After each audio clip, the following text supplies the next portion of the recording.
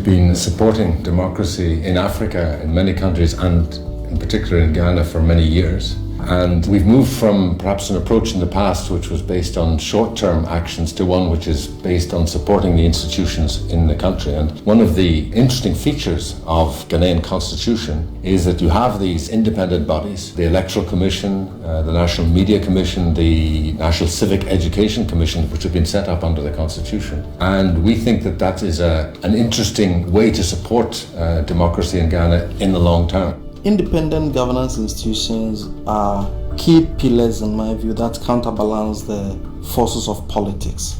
So you have these institutions established under the Constitution as independent institutions which are not subject to executive influence and therefore can presumably serve the public interest without anybody influencing them. We are sister organizations. Civic education includes voter education. Voter education is part of civic education. So they have a role in voter education. Beyond that, the largest civic education that they do, let people understand the democratic environment, which also impacts on the elections.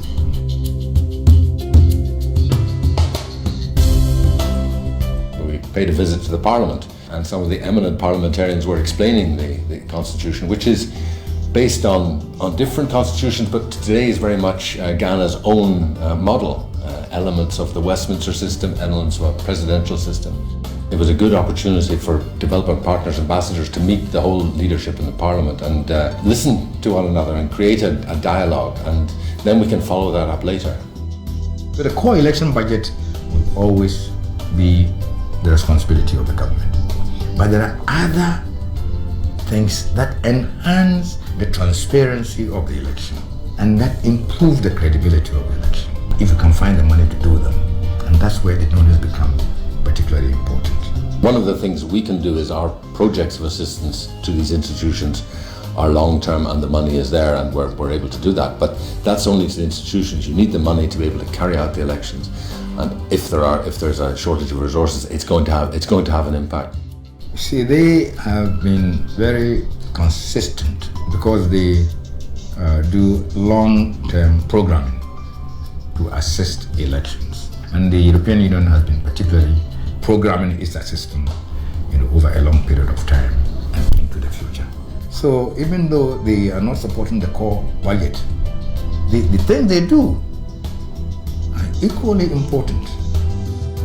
We want to ensure that we keep supporting the process, and we don't look at the election just as what happens on the day, but we look at everything that happens before and long before to ensure that the systems are working. And we think it's a very important investment in training people, in improving the systems, will pay off later on election day and after election day, in ensuring that the tradition of democracy is maintained and that conflict is avoided. They have done well this year.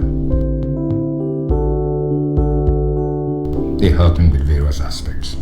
With the education, they're helping us with the tactile ballot, that is for the blind people to be able to vote without the assistance of anybody. I think civic education is an interesting one. The idea that we need to educate voters to know why it is they vote and why it's worth voting. A lot is happening, the Parliament is involved and people need to know about it, and they need to know how that will impact on their lives. With the NCCE, when it comes to elections, we do more of a voter education role. So we would tell the people why they need to go out and vote, get the people involved, get them engaged.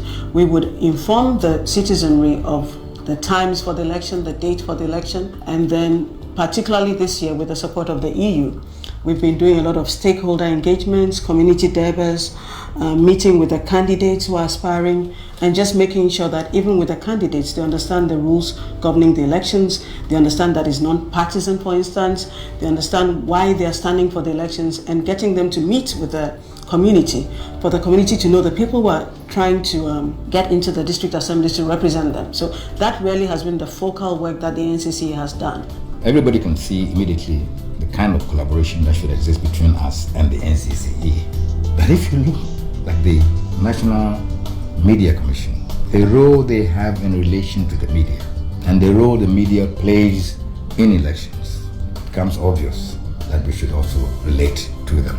The media is very powerful, and the media can play a very positive role in informing people. And so if they're working in a positive way and connecting with the people, that can be a very positive way of getting messages across.